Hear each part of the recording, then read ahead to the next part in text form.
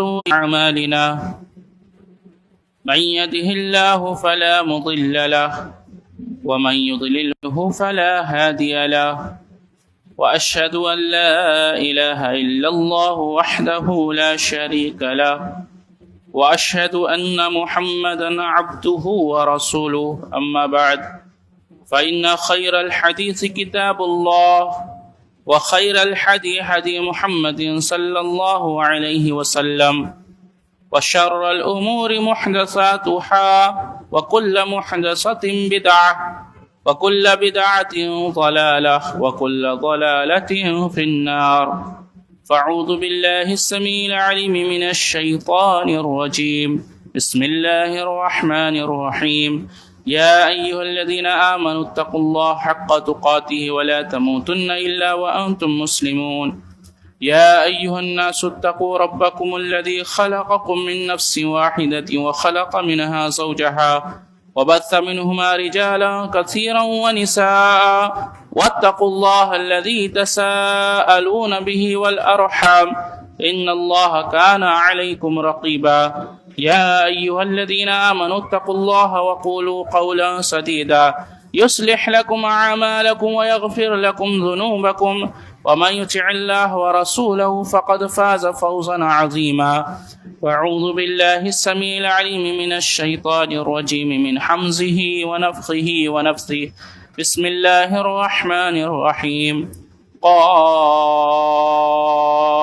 والقرآن المجيد بل عجبوا أن جاءهم منذر منهم فقال الكافرون هذا شيء عجيب أإذا متنا وكنا ترابا ذلك رجع بعيد قد علمنا ما تنقص الأرض منهم وعندنا كتاب حفيظ بل كذبوا بالحق لما جاءهم فهم في أمر مريج أفلم ينظروا إلى السماء فوقهم كيف بنيناها وزيناها وما لها من فروج والأرض مددناها وألقينا فيها رواسي وأنبتنا فيها من كل زوج بهيج تبصرة وذكرى لكل عبد منيب ونزلنا من السماء ماء مباركا فأنبتنا به جنات وحب الحصيد والنخل باسقات لها طلع نضيد رزقا للعباد وأحيينا به بلدة ميتا كذلك الخروج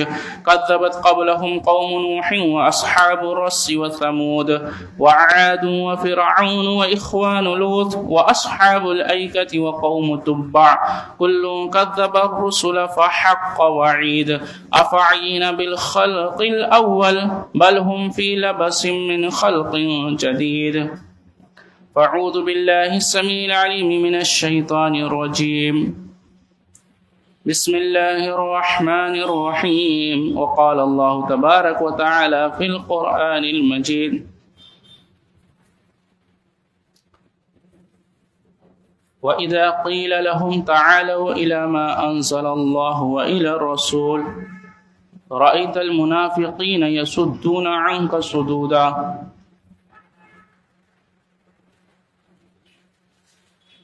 وقال النبي صلى الله عليه وسلم فمن رغب عن سنتي فليس مني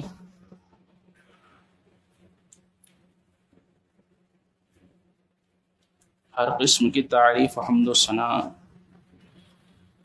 کبریائی اور بڑائی اس رب العالمین کے لیے لائق و زیبا ہے جس کی بے پناہ رحمتیں کائنات کے ہر ذرہ پر ہر لمحہ برس رہی ہیں۔ انگنت درود و سلام ہو تمام انبیاء علیہ الصلاۃ والسلام پر، خصوصاً آقا نامدار مدینہ تاجدار احمد مجتبی محمد مصطفیٰ رسول اللہ صلی اللہ علیہ وسلم پر۔ اللہم صلی علی محمد وعلی آل محمد کما صلیت علی ابراہیم وعلی آل ابراہیم انک حمید مجید۔ اللہم بارک علی محمد وعلی آل محمد کما بارکت علی ابراہیم وعلی آل ابراہیم انک حمید مجید۔ محترم سامعین، حاضرین جمعہ، میرے بزرگوں، نوجوان ساتھیوں، پردہ نشین ماں اور بہنوں اور عزیز بچوں، اللہ رب العالمین فرماتا ہے وَإِذَا قِيلَ لَهُمْ تَعَالَوْا إِلَى مَا أَنزَلَ اللَّهُ وَإِلَى الرَّسُولِ، اور جب ان کو بلایا جاتا ہے، کہا جاتا ہے تعالوا الی ما انزل اللہ، اس چیز کی طرف جو اللہ نے نازل کیا ہے،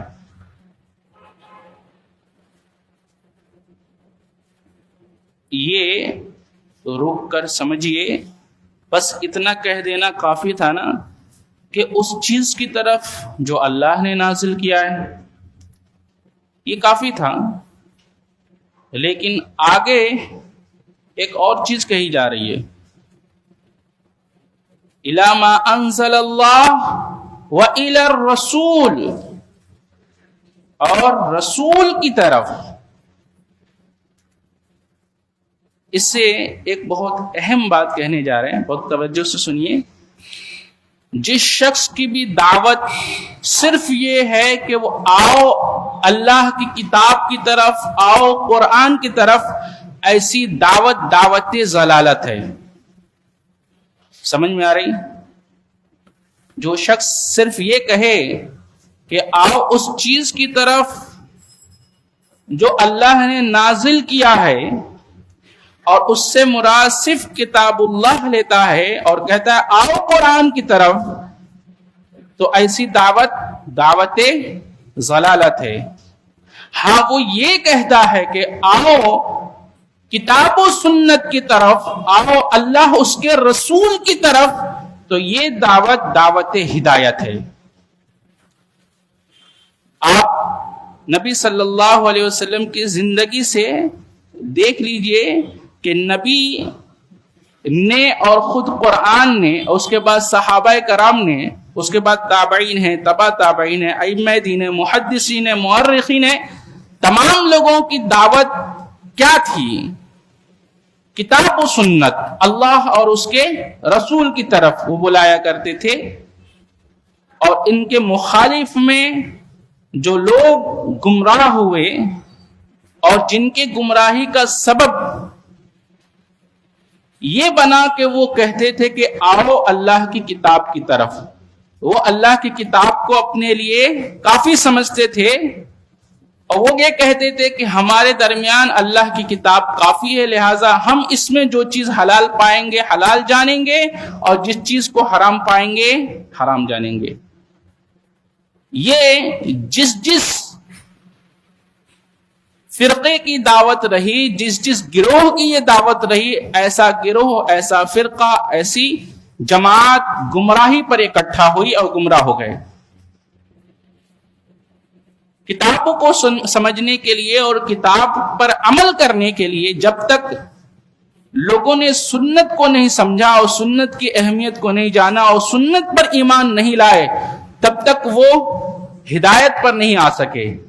یہی حال خوارجیوں کا تھا، یہی حال قدریہ کا تھا، یہی حال معتزلہ کا تھا، یہی حال جہمیہ کا تھا، اور دیگر تمام گروہ جو اس جماعت حقہ اور سلف صالحین کی جماعت سے مخالف گئے، سب کی گمراہی کا سبب یہ بنا کہ انہوں نے سنت کو چھوڑ دیا،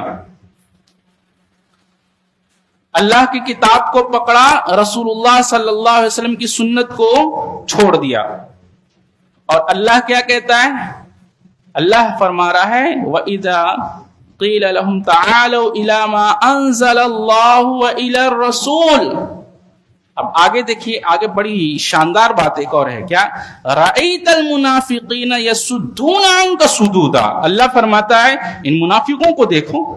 اللہ رأیت المنافقین، یعنی معلوم یہ ہوا کہ جو ان دونوں میں سے کسی ایک کو پکڑے اور ایک کو چھوڑ دے تو اس کی روش، اس کا طریقہ، اس کا نہج منافقین کا ہے. مومنین نے ہمیشہ کتاب و سنت کی اتباع کی ہے، اللہ اور اس کے رسول کی اطاعت و اتباع کی ہے.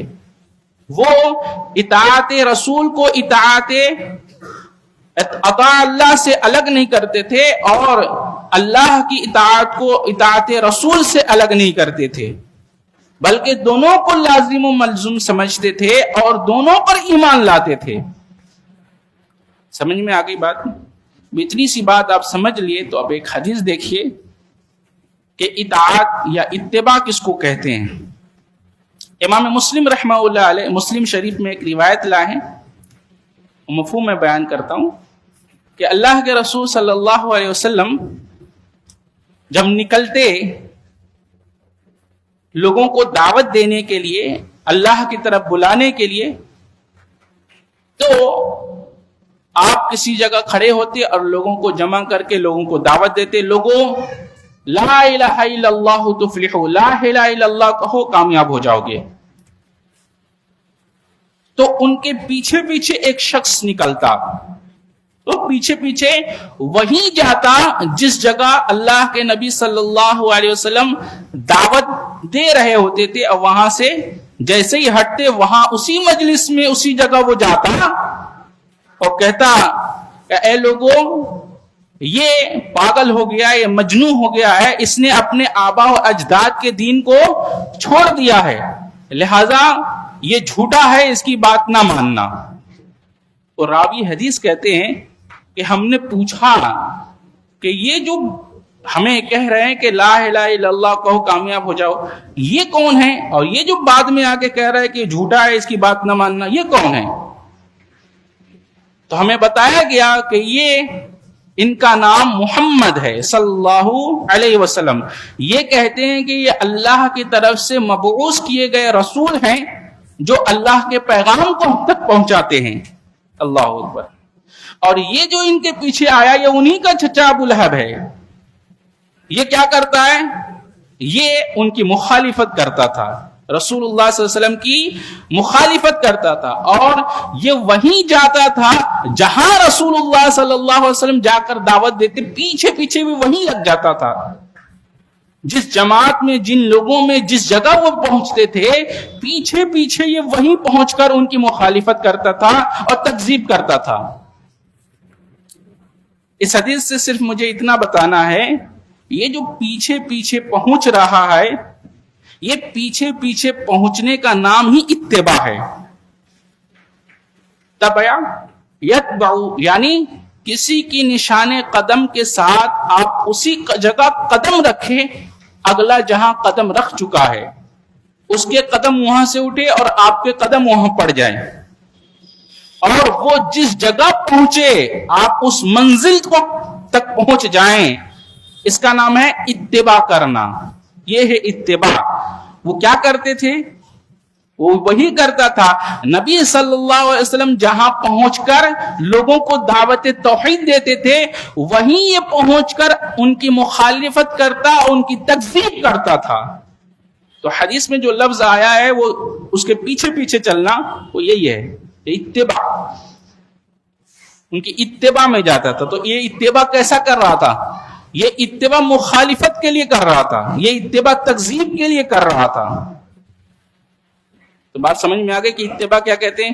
اب جتنے بھی لوگ خود کو متبع رسول کہتے ہیں، وہ دیکھیں کہ رسول اللہ صلی اللہ علیہ وسلم کا راستہ کون سا تھا، کس راستے پر نبی چلے، اور وہ کس راستے پر چل رہے ہیں۔ اگر نبی کے راستے پر وہ چل رہے ہیں تو نبی کی اتباع کر رہے ہیں، تب تو وہ اس منزل کو پہنچیں گے جس منزل پر رسول اللہ صلی اللہ علیہ وسلم ہے۔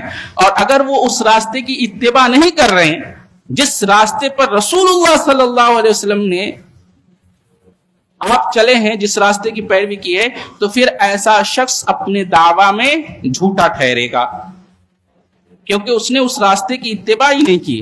اچھا آپ دیکھیے، نبی کی اس راستے کی اتباع کن لوگوں نے کی ہے؟ اللہ فرماتا ہے، قل، آپ کہہ دیجئے، ہادی سبیلی ادعو الی اللہ علی بصیرۃ انا۔ اچھا، یہ راستہ، ہادی سبیل، یہ راستہ میرا راستہ ہے، اور میں اس راستے پر تمہیں کیسے علی بصیرۃ، پوری بصیرت کے ساتھ تمہیں بلا رہا ہوں۔ اور کون؟ انا، کہا میں بلا رہا ہوں۔ اتنا کافی تھا، اتنا کافی تھا۔ آگے دیکھیں، وَمَنِ اتَّبَعَنِي، اور بصیرت کے ساتھ اسی راستے پر تمہیں میرے متبعین بلاتے ہیں جنہوں نے میری اتباع کی ہے. لہذا نبی صلی اللہ علیہ وسلم کے متبعین صحابہ کرام تھے اور صحابہ کرام نے اسی راستے کی اتباع کی ہے جس راستے پر نبی صلی اللہ علیہ وسلم چلے تھے. اور یہ اتباع نبی صلی اللہ علیہ وسلم بصیرت کے ساتھ کر رہے تھے. اور آپ نے خود فرمایا, اللہ رب العالمین نے فرمایا کہ یہ بصیرت کے ساتھ اپنے رسول کی اتباع کرنے والے تھے. لہذا جس راستے کی اتباع رسول نے کی بین اسی راستے کی اتباع صحابہ نے کی ہے. اور جس طرف رسول اللہ صلی اللہ علیہ وسلم نے دعوت دی ہے عین اسی طرف اسی منزل کی طرف صحابہ کرام نے دعوت دی ہے. آپ کو سمجھ میں آ گئی بات؟ انا کہہ دیتے کافی تھا کہ میں اس راستے کی طرف بلا رہا ہوں. وہ منی تبعینی کہہ کے کہا گیا کہ صحابہ کی جماعت بھی اسی راستے کی طرف تمہیں بلا رہی ہے اور یہ جماعت تمہیں بصیرت کے ساتھ بلا رہی ہے.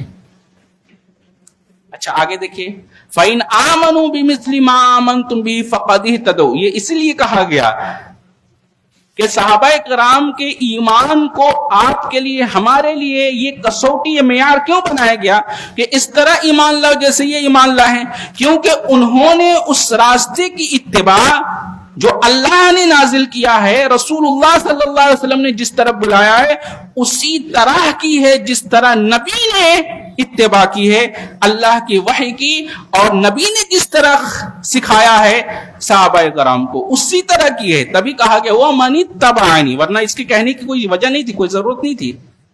انا بصیرت کہہ دیتے میں اس راستے کی طرف بلاتا ہوں, من اتبعنی کہا گیا اسی وجہ سے. اچھا اللہ آگے کہہ رہا ہے والسابقون الاولون من المہاجرین والانصار والذین اتبعوهم بإحسان. یہ کہہ کے واضح کر دیا گیا کہ جتنے بھی صحابہ کرام تھے انہوں نے سابقون الاولون کی اتباع کی ہے اور سابقون الاولون کی اتباع احسان کے ساتھ کی ہے.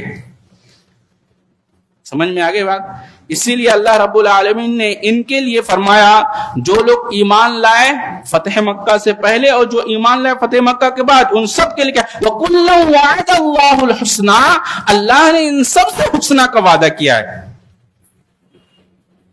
یہ کہہ کر حسنہ کا وعدہ کر کے اللہ رب العالمین نے مغفرت کا اعلان کر دیا کہ خطائیں تو ہیں لیکن ہم نے انہیں بخش دیا, ہم نے ان سے اس حسنہ کا وعدہ کر لیا ہے, وہ جنتی ہیں. اللہ اکبر. ان کی ایمان کو کسوٹی بنایا, ان کی اطاعت و اتباع کا حکم دیا, اور اتنا ہی نہیں بلکہ یہ بھی حکم دیا کہ تم اسی طرح ایمان لاؤ گے جس طرح انہوں نے اس جماعت نے ایمان لائے تو ہدایت یافتہ ہوگے. اچھا آگے آئیے, اب اتباع آپ سمجھ چکے. ایک ہے اطاعت, ایک لفظ اطاعت آتا ہے جیسے یا الذین آمنوا اطیعوا اللہ واطیعوا الرسول واولی الامر منکم فان تنازعتم فی شیء فردوه الی اللہ والرسول. یہ آپ آیت سنتے رہتے ہیں تو یہاں اطاعت کا لفظ ہے. سوال یہ کہ اطاعت اور اتباع میں کیا فرق ہے؟ جواب اس کا یہ ہے اطاعت یہ ہے کہ رسول اللہ صلی اللہ علیہ وسلم کوئی کسی بات کا حکم دے, کوئی امر دے, کوئی حکم دے, آپ اس کی پیروی کریں, یہ اطاعت ہے. قول رسول اور حکم رسول کی بات کو مان لینا, سر خم تسلیم کر لینا اطاعت ہے, اور فعل رسول کی اتباع کرنا وہ اتباع ہے. فعل رسول اللہ صلی اللہ علیہ وسلم نے جو کیا اس کی پیروی کرنے کا نام اتباع ہے. جیسا کہ حدیث سے میں نے بتایا وہ جہاں جاتے وہ وہیں پہنچ جاتا. تو اتباع کیا ہے؟ نبی نے جو کیا آپ اسی طرح عمل کریں, یہ اتباع ہے. اور نبی نے جو کہا, جو حکم دیا, جو کہا آپ اس کی اتباع کریں, اس کی اطاعت کریں, اس کی پیروی کریں, اس کا نام اطاعت ہے.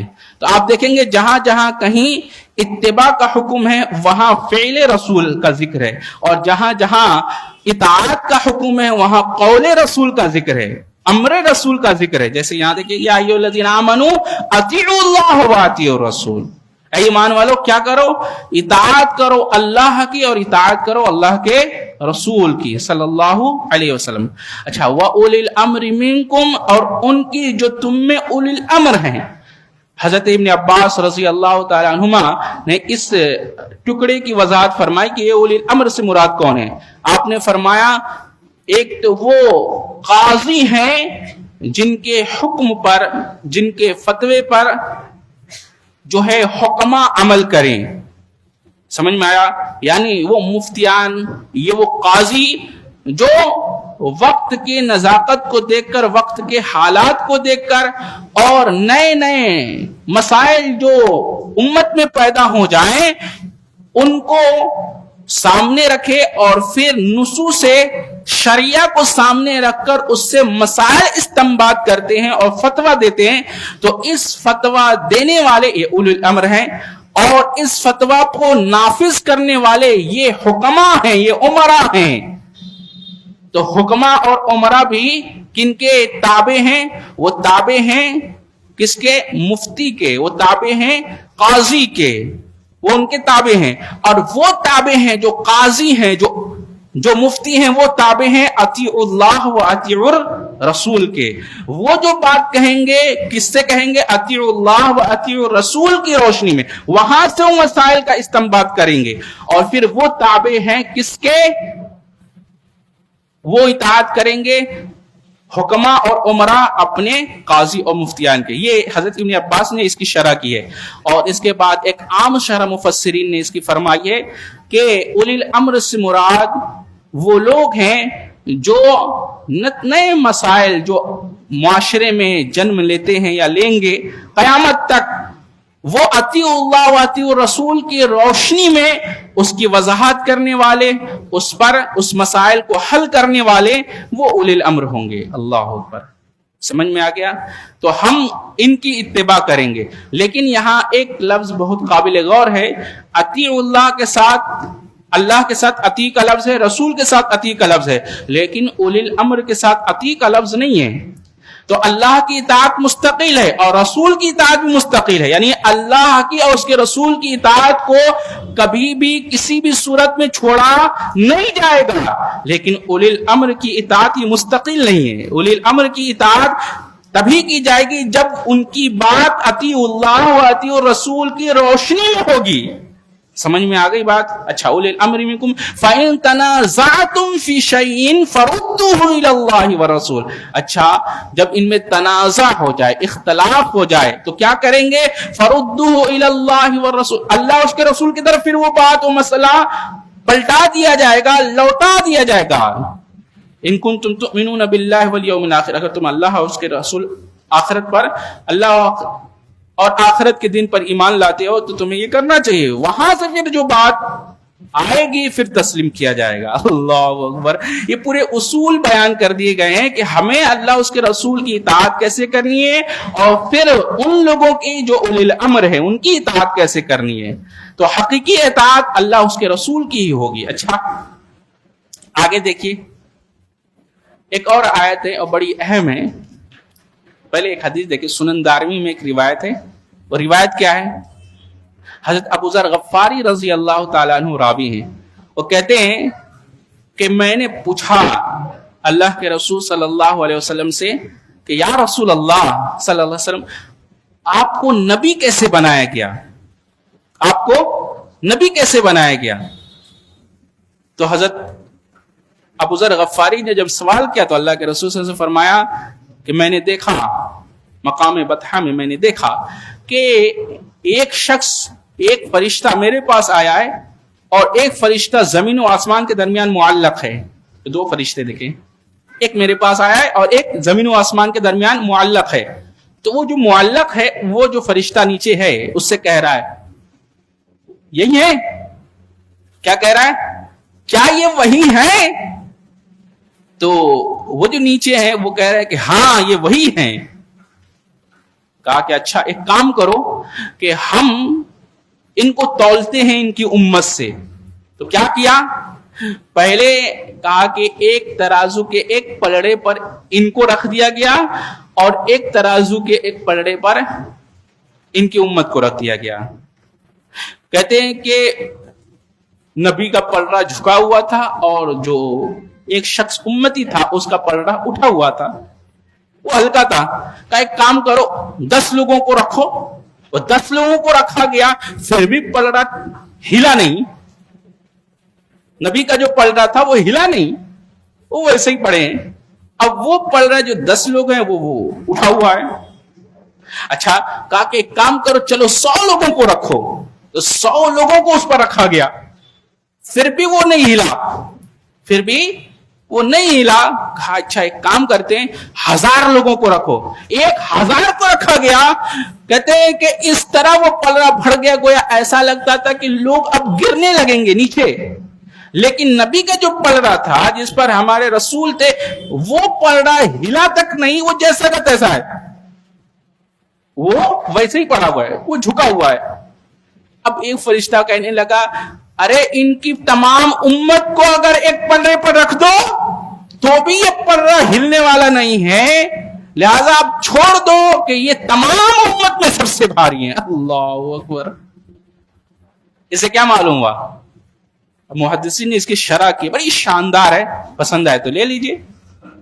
क्या शरह किए?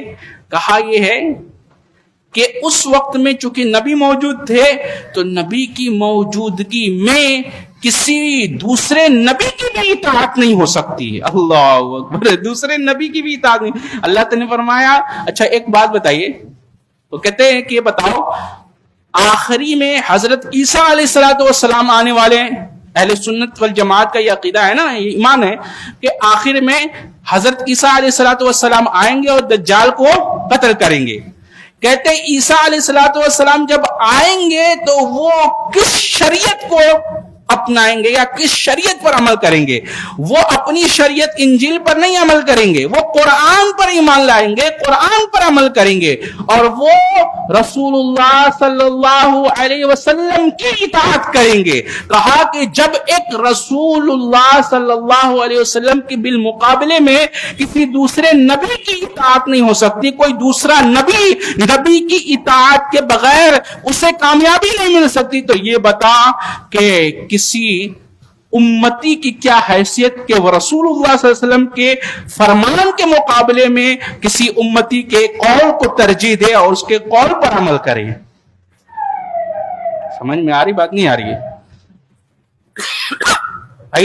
हजरत ईसा अलैहिस्सलाम नबी है ना, तो नबी के मुकाबले, नबी एक तरफ नबी है, नबी और नबी है, ईसा अलैहिस्सलाम भी नबी है और रसूलुल्लाह सल्लल्लाहु अलैहि वसल्लम भी नबी है। लेकिन जब वो आखिरी जमाने में आएंगे, जब नाजिल होंगे, तो वो भी अल्लाह की किताब कुरान पर ईमान लाएंगे, कुरान की इत्तिबा करेंगे, रसूलुल्लाह सल्लल्लाहु अलैहि वसल्लम की रिसालत पर ईमान लाएंगे और रसूलुल्लाह सल्लल्लाहु अलैहि वसल्लम की रिसालत की इत्तिबा करेंगे, आपकी सुन्नत की इत्तिबा करेंगे। तो कहते ये बताओ, जब ईसा अलैहिस्सलाम जो नबी हैं, उनको कामयाबी रसूलुल्लाह सल्लल्लाहु अलैहि वसल्लम की इताअत के बगैर और उनकी सुन्नत पर अमल करे बगैर नहीं हो सकती, तो बताओ कि नबी जब नबी की इताअत कर रहे हैं तो एक उम्मती को क्या करना चाहिए? उसको कितनी इताअत करनी चाहिए? आज जो देखिए, फला इमाम, फला मुज्तहिद, फला के चक्करों में पढ़कर वो नबी की सुन्नत मौजूद होती है, अहादीस रसूल मौजूद होती है, और लोग कह देते हैं कि हम तो फला के मुक़ल्लिद हैं, हम तो फला के मुक़ल्लिद हैं, हमारे फला इमाम ने तो फला बात कही है। ठीक है, ये हदीस है, लेकिन मेरे इमाम ने ये बात कही है। बताइए कितनी बड़ी जुर्रत है, ये कैसा इमाम है? इसी के शरह में एक बहुत अच्छी बात लिखी गई है, तो कहते ये है, तो जमीन में वो मुर्दे को डाल दिया जाएगा, तो कहते कितने सवाल होंगे? अहादीस में है ना, मन रब्बु का, तुम्हारा रब कौन है? अच्छा, तुम्हारे नबी कौन है? और तुम्हारा दीन क्या है? 3 सवाल है ना। अच्छा, बता देगा जब, तो कहा जाएगा मायूदरी का कैसे जाना? तो कहेगा हमने अल्लाह की किताब पढ़ी, उसकी तस्दीक की, ईमान ले आया। अच्छा ठीक है। कहा कि अब कोई सवाल है कि तुम्हारे इमाम कौन है? अल्लाह अकबर। कहा कि अगर ये सवाल होता कि तुम्हारे इमाम कौन है, तब तो ये बात समझ में आती थी कि किसी ना किसी इमाम की इत्तिबा किए बगैर चारा नहीं होगा, क्योंकि ये सवाल होने वाला है। जवाब ये है कि जब कोई इमाम के बारे में सवाल ही नहीं होना है, तो उसके लिए उनकी इताअत क्यों कर रहे हैं? उनकी इताअत को, उनकी तकलीद को अपने ऊपर क्यों फर्ज किया हुआ है? اس کے بارے میں تو سوال ہی نہیں ہونا ہے. ہمیں اطاعت کا حکم دیا گیا ہے جو اللہ نے نازل کیا ہے. اتبعوا ما انزل الیکم من ربکم ولا تتبعوا من دونہ اولیاء. اللہ فرماتا ہے اتباع کرو اس کی جو تمہارے رب کی طرف سے نازل ہوا ہے. اتبعوا ما انزل الیکم من ربکم, تمہارے رب کی طرف سے جو نازل ہوا ہے اس کی اتباع کرو. وَلَا تَتَّبِعُوا مِن دُونِهِ أَوْلِيَاءَ, اور پھر اسے چھوڑ کر تم دوسرے اولیاء, دوسرے ولی, دوسرے امام اور دوسرے مجتہدین اور دوسرے محدثین فلاں کے اتباع مت کرو. فلاں پیر, فلاں فقیر, فلاں کے امام, فلاں کے, کہا کہ کسی کی اتباع نہ کرو, اس چیز کی اتباع کرو جو اللہ نے, تمہارے رب نے تمہاری طرف نازل کیا ہے. اتبعوا ما انزل الیکم من ربکم. اب بتائیے اتنی صاف واضح آیت ہے, پھر بھی آدمی اگر اسے چھوڑ کر کسی امام کے ساتھ. ایک اور بات کہتے ہیں, توجہ سنیے, معاشرے میں اہل سنت کے اندر لوگ خود کو اہل سنت کہہ رہے ہیں, دعویٰ کر رہے ہیں, لیکن عقیدے میں ان کے رافضیت گھس گئی ہے اور ان کو پتہ بھی نہیں ہے. نتیجہ یہ ہے کہ ان کے عقائد بالکل منہدم ہو گئے, ختم ہو گئے. ایسے بہت سارے لوگ ہیں جن سے میں بات کر چکا ہوں, بحث و مباحثہ کر چکا ہوں کہ وہ خود کو کیا کہہ رہے ہیں, میں اہل سنت والجماعت ہوں. اور جب ان سے بات کی جا رہی ہے تو انہوں نے, ان کا عقیدہ بتاؤں, انہوں نے کہا قرآن مکمل نہیں ہے, قرآن کیا ہے, ناقص ہے. اور کیا کہہ رہے ہیں, میں اہل سنت ہوں بلکہ اہل الحدیث ہوں. ایسے لوگ بھی ملے اور ان کا عقیدہ یہ ہے کہ وہ کہہ رہے ہیں کہ قرآن ناقص نہیں ہے, قرآن ناقص ہے. اور صرف اتنا نہیں کہ ناقص ہے, وہ کہہ رہے ہیں کہ جو یہ عقیدہ نہ رکھے کہ قرآن ناقص ہے ایسا شخص کافر ہے. ممبر رسول سے ہم بول رہے ہیں, ایسے لوگ ملے ہیں. بتائیے یہ لوگ کہاں سے آ گئے؟ یہ مطلب ہے یہ کیوں آیا؟ یہ اس وجہ سے آیا کہ وہ صرف اور صرف نام کے رہ گئے ہیں, اصل میں انہوں نے منہج اور دین کو سکھا ہی نہیں. اور یہ بگاڑ آیا اس وجہ سے ہے کہ انہوں نے کہا کہ بھائی حق بات جہاں سے بھی ملے وہاں سے لے لو. حق بات کوئی شیعہ کہہ رہا اچھی لگے لے لو, کوئی رافضی کہہ رہا اچھی لگے لے لو, اور کوئی پنڈت کہہ رہا اچھی لگے لے لو. کوئی کہیں سے بھی کوئی بات کہہ رہا ہے, حق بات اچھی بات ہے تو لے لو. میرا سوال ایسے لوگوں سے وہ ہے کہ وہ جو حق کہہ رہا ہے تجھے کیسے پتا چلا کہ وہ اس کی بات حق ہی ہے؟ سمجھ میں آیا؟ حق تو اہل حق کے یہاں ملے گا نا, اہل باطل کیا سے حق کہاں سے مل سکتا ہے؟ اس سلسلے میں ایک روایت ہے, وہ آپ سنتے رہتے. اللہ کے نبی صلی اللہ علیہ وسلم پاس ایک نسخہ لے کر انجیل کا, وہ حضرت عمر رضی اللہ تعالیٰ عنہ آتے ہیں اور کہتے ہیں اللہ کے رسول یہ ایک نسخہ ہے, آسمانی کتاب ہے. تو آپ نے کہا اچھا ٹھیک ہے, آپ خاموش ہو گئے. اب وہ وہیں پڑھنے لگے تو اللہ کے نبی صلی اللہ علیہ وسلم کا چہرہ سرخ ہونے لگا. حضرت ابو بکر صدیق وہیں تھے اور فوراً حضرت عمر رضی اللہ تعالیٰ عنہ کو روکا, کہا کہ کیا تو نبی کا چہرہ نہیں دیکھتا؟ جیسے ہی دیکھا فوراً وہ کہنے لگے اعوذ باللہ من الشیطان, میں شیطان سے پناہ چاہتا ہوں, میں اللہ رب العالمین کے غضب سے پناہ چاہتا ہوں, میں رسول اللہ صلی اللہ علیہ وسلم کے غضب سے پناہ چاہتا ہوں. رضیت باللہ ربا وبالاسلام دینا وبمحمد صلی اللہ علیہ وسلم نبیا, میں راضی ہوں اللہ کے رب ہونے سے, میں راضی ہوں آپ کے نبی ہونے سے, میں راضی ہوں دین اسلام کے ہونے سے. وہ گھبرا گئے اور کہا, اللہ کے نبی صلی اللہ علیہ وسلم نے جب آپ کا غصہ تھوڑا کم ہوا کہا کہ اگر آج موسیٰ بھی آ جائیں تو انہیں میری اتباع کے بغیر چارہ نہیں. کیا تمہیں میرے جو اللہ رب العالمین نے جو قرآن اتارا ہے, اللہ رب العالمین نے جو ہدایت تم تک پہنچا دے, کیا تمہارے لیے وہ کافی نہیں ہے؟ آپ کو سمجھ میں آ رہی بات؟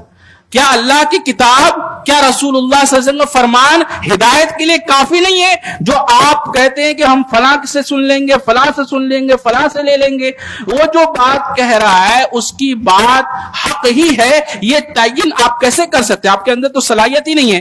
قرآن کے الفاظ اور عربک کے الفاظ کو آپ جانتے پہچانتے نہیں ہیں. الحمدللہ رب العالمین نے الف لام کیوں ہے؟ الف لام یہ کون سا ہے؟ آپ کو پتا ہے یہ کیا ہے؟ الحمد میں الحمدو کیوں ہے, دی کیوں نہیں ہے؟ اور دا کیوں نہیں ہے؟ الحمدللہ ہو سکتا تھا، الحمدللہ. آپ کو پتا ہے یہ صرف زبر زیر کیوں آ رہا ہے؟ یہ جاننے کے لیے، یہ سمجھنے کے لیے 7 سال 8 سال عالم لوگ مدرسے میں پڑھ رہے ہیں، وہ دال روٹی کھا کر. اور آج لوگ کیا کر رہے ہیں؟ آج لوگ کیا کر رہے ہیں؟ وہ چند کتابیں خود مطالعہ کر کے اور چند تقاریر لوگوں کے سن کے علامہ بن بیٹھے ہیں اور کہتے ہیں کہ یہ مولوی جو ہے یہ تو صرف اپنی فرقے کی دکان چلا رہے ہیں. انا للہ و انا الیہ راجعون. یہ ایک سطحی سوچ ہے، گمراہ کن سوچ ہے. علماء سے لوگوں کو کاٹنا ہے. آپ صحابہ کرام کی زندگی اٹھا کر دیکھیے، صحابہ کرام ہمیشہ علماء کی تعظیم و تکریم کرتے تھے، علماء کی صحبت کو اختیار کرتے تھے، علماء سے علم دین سیکھتے تھے اور علماء سے ہی مسائل کے طرف رجوع کرتے تھے.